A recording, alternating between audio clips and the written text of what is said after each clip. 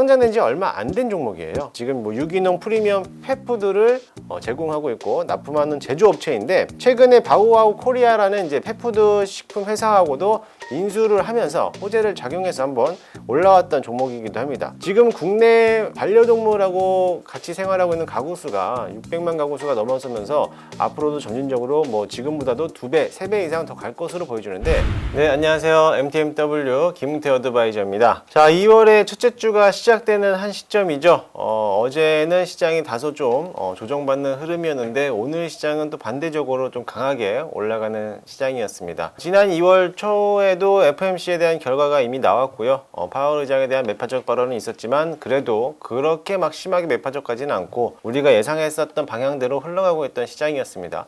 그로 인해서 외국인들에 대한 이제 흐름도가 많이 들어오는 모습이었는데, 사실 2월 시장은 좀 강하게 흐름이 움직인다 하더라도 좀 조심해야 될 부분은 있습니다. 1월 달에 그동안의 코스피 시장만 기준으로 봤을 때 외국인들에 대한 순매수세가 7조 3천억 이상을 매수를 해왔기 때문에, 아무래도 이와 같은 물량들이 쏟아지게 된다라고 하면은 한 번 더 큰 조정이 나올 수도 있다라는 것을 좀 간과할 필요성은 있을 것 같아요. 그래서 아무래도 시장에 대해서 조금 더 조심성 있게, 조금 더 보수적인 관점으로 좀 시장을 좀 대응을 했으면 좋겠고요. 물론 어제 미국 시장이 좀 하락은 했지만, 미국 시장 그 하락 속에서 AI 관련된 로봇주들에 대한 움직임이 강하게 움직였어요. 그래서 오늘 시장도 역시나 마찬가지로 AI, 챗 GPT 관련된 종목들이 오늘은 좀 상승하는 플레이가 좀 나오는 그런 흐름이었습니다. 아무래도 이런 AI 관련된 종목들에 대한 강한 흐름도가 아직까지도 계속적으로 이어질 것으로 보여지니까요. 이런 종목들도 관심 있게 보시면 될 것 같고요. 그로 이후에 나서 오늘 시장에서는 좀 배터리 관련된 2차 전지 관련된 업종들도 많이 움직였습니다. 그런 종목들도 다시 한번 돌이켜볼 수 있는 시장이 되는 것 같습니다. 지난번에 소개해드렸던 종목 중에서 메타버스 관련된 종목들이었는데, 오늘 시장에서도 역시나 마찬가지로 메타버스 관련된 업종들에 대한 움직임이 강하게 움직였고, 특히나 뭐 VR, XR 관련된 업종들에 대한 흐름도가 많이 움직였습니다. 앞으로도 뭐 그런 종목들에 대해서는 꾸준하게 좀 관심 있게 지속적으로 바라볼 필요성이 있을 것 같아 보이기도 하고요. 다만 조심해야 될 거는 역시나 외국인들의 순매수세가 1월 달에 많이 나왔기 때문에, 아무래도 이런 차익 실현 물량들이 좀 쏟아져 나올 수 있는 물량들이 아직까지는 많이 있다. 그런 점을 봤을 때 약간 좀 시장에 대해서는 좀 보수적인 관점으로 대응을 해볼 필요가 있겠습니다. AS 종목을 하나 보겠습니다. 지난번에 첫 번째 방송이었죠. 첫 번째 방송을 통해서 MP라는 종목을 매수를 했었는데, 우리 MP라는 종목을 우리가 거의 뭐 5,810원에 매수하고 나서 1차 목표가 6,500원 까지 보자고 했는데, 6,500원을 달성을 하면서 그날 바로 급등이 나왔죠. 그러고 나서 이제 2차 목표가 7,700원이었는데 역시나 어제 엊그저께 바로 7,700원까지 올라가는 그런 흐름이었습니다. 오늘 뭐 거의 9,970원이었는데 제가 이거 방송하기 앞선 방송에서도 한번 언급을 해드렸습니다. 목표가 3차 목표가 뭐 만원까지 보자라고 했는데, 오늘 조금 아쉽게 9,970원까지 올라왔어요. 물론 뭐 더 갈 수 있는 모멘텀은 남아있지만, 역시 이 MP라는 종목도 VR 관련된 기기를 만들고 있고, 메타버스 업종의 하나에 대한 그런 수혜를 받는 종목이기 때문에 역시나 꾸준하게 좀 관심 있게 보시면 될 것 같고요. 지금 뭐 올라오는 모습이 9,560원 정도 되고 있는데, 익절 라인은 반드시 9,300원 정도만 잡아 놓는다라고 하면은 충분히 우리 직전 고점이 만원권까지도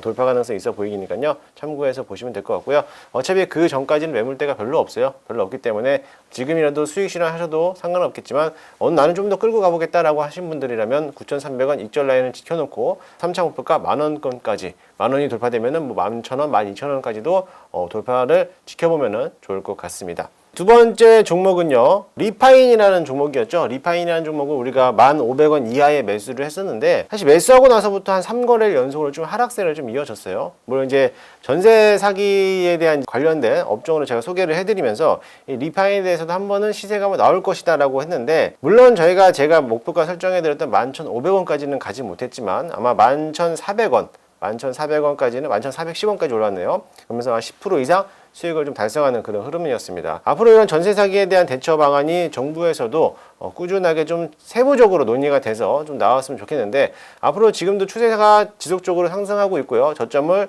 지속적으로 높여주고 있다는 점에서 꾸준하게 지켜보시면 될 것 같고요. 역시나 전고점을 한번 돌파하고 나서부터 윗꼬리를 달았어요. 윗꼬리를 달았다는 점은 여기가 매물벽이 남아있다는 거고, 어떻게 보면 또 매집을 할 수 있는 형태라고 볼 수 있는데, 역시나 다시 한번 11,000원을 돌파해서 올라가면은 우리가 목표가 설정했던 11,500원까지 목표가를 달성할 것으로 보여지고요. 만약에 여기서 수급이 좀 더 들어온다고 하면은 12,000원 이상까지도 충분히 올라갈 것으로 보여지니까 참고해서 좀 대응했으면 좋겠습니다. 오늘의 퀴즈는요, 우리나라의 땡땡땡땡 가구 수가 600만 가구 수를 돌파했다라고 하죠. 우리나라 전체적으로 대략 한 2천만 가구 수를 가고 있는데요. 그 가구 수 대비 약 30% 이상 땡땡땡땡과 함께 살아가고 있는 이런 세상이 나타나고 있습니다. 과연 이 땡땡땡땡은 무엇일까요?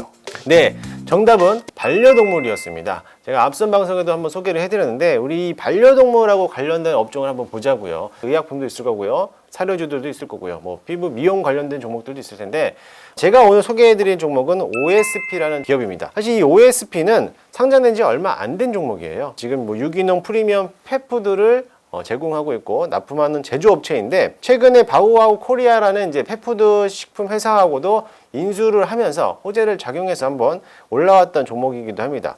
지금 국내 반려동물하고 같이 생활하고 있는 가구 수가 600만 가구 수가 넘어서면서 앞으로도 점진적으로 뭐 지금보다도 2배, 3배 이상 더 갈 것으로 보여주는데, 제가 이거 하나 딱 질문을 드릴게요. 우리 지금 시청하고 계신 분들, 아마 뭐 방송도 유튜브도 유료로 결제를 하시는 분들도 계실 거고, 넷플릭스나 쿠팡이라든지 멜론이라든지 이런 거를 아마 월 단위로 결제를 하실 거예요. 월 단위로 결제했을 때 얼마 정도 투자를 하시나요? 많아봐야 뭐 27,000원, 17,000원, 뭐 멜론 같은 경우는 8,800원도 있고 11,000원도 있잖아요. 그죠?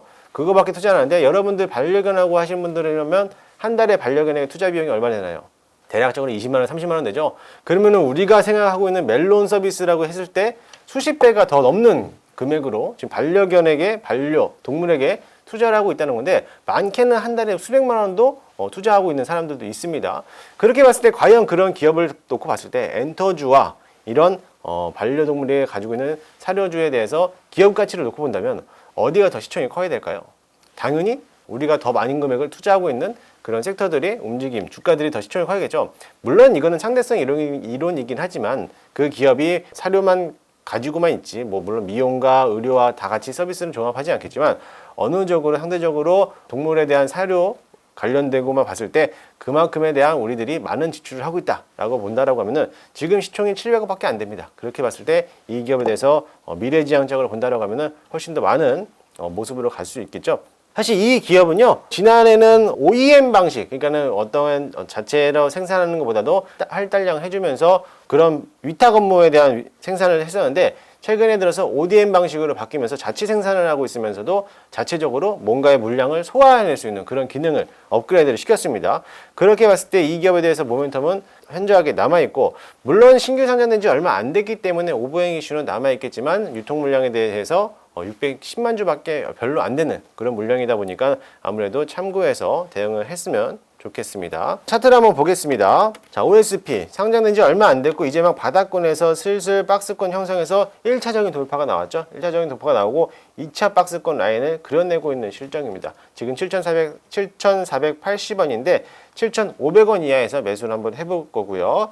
목표가 짧게 본다라고 하면은 8,500원까지 보도록 할 거고요. 손절 라인은 우리가 보고 있는 6,500원, 이 21선 지지 라인만 받쳐준다라고 하면은 충분히 대응이 가능할 것으로 보여지니까 이 기업 한번 잘 관심 있게 보시기 바랍니다. 제가 오늘 소개해드린 자료들은 여기까지고요. 앞으로도 좋은 종목으로 여러분들에게 많은 것을 소개해드릴 테니까요. 끝까지 시청해 주시고요. 저는 또 다음 이 시간에 또 찾아뵙도록 하겠습니다. 감사합니다.